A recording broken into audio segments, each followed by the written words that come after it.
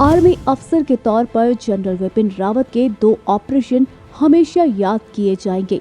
2015 में उन्होंने म्यांमार में घुसकर आतंकियों के हमले का करारा जवाब दिया था। 2016 में उरी हमले के बाद सर्जिकल स्ट्राइक की गई। सर्जिकल स्ट्राइक की प्लानिंग में रावत के कंधों पर अहम जिम्मेदारी थी। चलिए आपको एक एक कर दोनों ऑपरेशन के बारे में बताते हैं। साल 2015 में भारतीय सेना के शूरवीरों ने म्यांमार की सीमा के अंदर घुसकर चरमपंथियों के ठिकानों को नष्ट कर दिया था। इसकी शुरुआत तब हुई जब 4 जून 2015 को इम्फाल से 80 किलोमीटर दूर 6 डोगरा के एक सैनिक काफिले पर आईईडी से हमला किया गया। इस हमले में 20 सैनिक शहीद हुए थे और 11 गंभीर रूप से घायल हुए।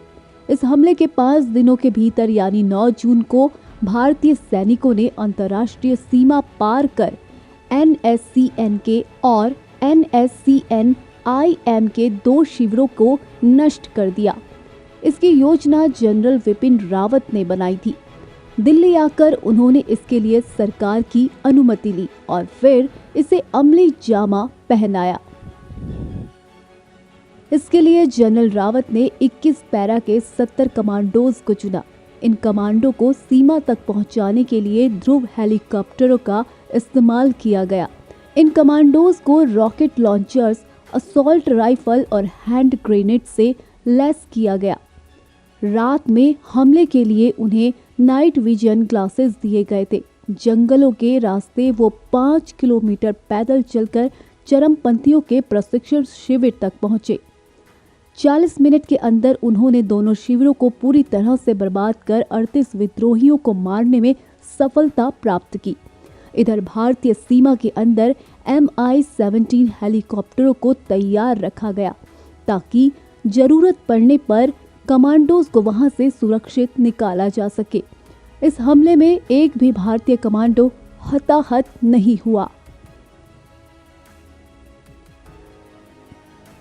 इसके बाद भारतीय सेना ने 29 सितंबर 2016 को POK में सर्जिकल स्ट्राइक कर कई आतंकी शिविरों को नष्ट कर दिया था। बड़ी बात यह है कि जनरल विपिन रावत के उप सेना प्रमुख बनने के 1 महीने के अंदर ही सर्जिकल स्ट्राइक को अंजाम दिया गया था। हमले में कई आतंकी भी मारे गए थे। उरी में सेना के कैंप और पुलवामा में CRPF पर हुए हमले में कई जवानों के शहीद हो जाने के बाद सेना ने ये कार्रवाई की थी। जनरल रावत के नेतृत्व में भारतीय सेना ने देश की सीमा के पार जाकर आतंकी शिविरों को ध्वस्त कर कई आतंकियों को ढेर किया था। जनरल विपिन रावत एक शानदार सैनिक और सच्चे देशभक्त थे। उन्होंने सेना के आधुनिकीकरण में अहम भूमिका निभाई। देश उनके योगदान को कभी नहीं भूलेगा।